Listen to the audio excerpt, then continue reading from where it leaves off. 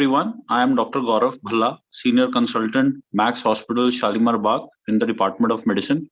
I am here to give a latest update in hypertension. So, according to WHO, nearly 63% of total deaths in India are due to non-communicable diseases, of which 27% are attributed to CVD, which affects 45% people in the age group of 40 to 69. Raised blood pressure is among the most important risk factors for CVDs. Moreover, it remains poorly controlled due to low awareness about hypertension, lack of appropriate care through primary care, and poor follow-up. In India, the prevalence has gone up over 30 years to 38% in men and 32% in women, from 29% and 28% respectively. Despite that, nearly half of the people with hypertension were unaware of the condition. Additionally, over 62% of the men and more than 53% of the women living with hypertension did not get treatment. Medication was used to control BP in fewer than 1 in 5 men and 1 in 4 women with hypertension worldwide. International Society of Hypertension has released the ISH 2020 Global Hypertension Practice Guidelines.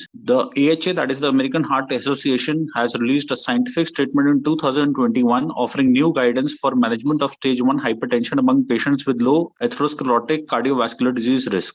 Among the low-risk individuals with stage 1 hypertension, management starts with non-pharmacological therapy. If the BP remains uncontrolled at 3 to 6 months, consider starting pharmacological therapy. ARDS, which is a potentially fatal condition involving lung damage and experts often associated with severe COVID-19. A recent study which appears in the Journal of American College of Cardiology reports that metoprolol can reduce lung inflammation and improve respiratory function in people with COVID-19 induced ARDS. Lowering systolic BP targets down to 110 to less than 130 mmHg of range substantially reduces the cardiovascular adverse events in the STEP randomized trial, thereby affirming these sprint findings of an older Chinese population. Among some 8,500 patients aged 60 to 80 in China, the intensive target trimmed 26% of the composite CV risk. Findings from now a second major trial supporting a lower target could unite the guidelines, which even among US professional societies range from thresholds to 130 to 150 mm of Hg. With regard to prognostic value of ambulatory BP monitoring and nighttime blood pressure, the 2018 European guidelines on the management of arterial hypertension recommend that the diagnosis of hypertension should not only be dependent on office BP measurements, but also on out-of-office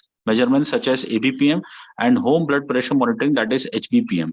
24-hour and nighttime BP measurements were associated with greater risks of mortality and composite of cardiovascular outcome. Thus, they may be considered as the most relevant measurements for measuring CV risk. For every 20 by 10 mmHg increment of BP measured at night, the risk of mortality increases by 23% and the risk of cardiovascular events by 36%. Most patients with hypertension require lifelong medical therapy to achieve optimal BP control. The 2018 European guidelines equally recommend 5 classes of anti-hyper drugs, that is, considering high non-adherence treatment.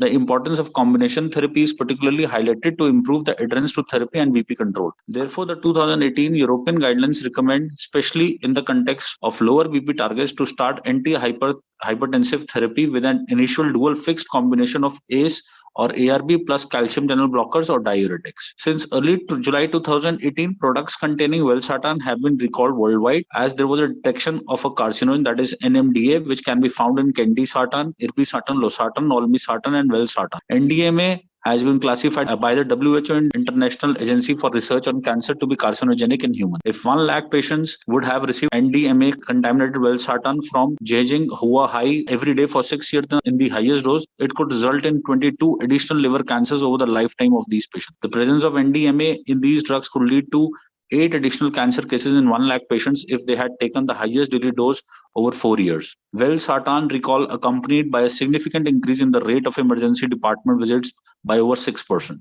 The HYGEA study represents the largest study that tested nighttime antihypertensive treatment. In this trial, chronotherapy was associated with a significant reduction in endpoints. The HYGEA chronotherapy trial tested whether nighttime therapy in comparison to usual upon awakening hypertension therapy exerts a favorable CV risk reduction. The largest study included a total of 19,000 hypertensive patients during an average follow-up of 6.3 years. 1,752 participants experienced the primary CV outcome. An ambulatory BP measurement was performed for 48 hours to collect data on how BP offered during sleep. The relative risk reduction for CV events was significantly improved for nighttime treatment when compared with the awakening treatment. Thank you.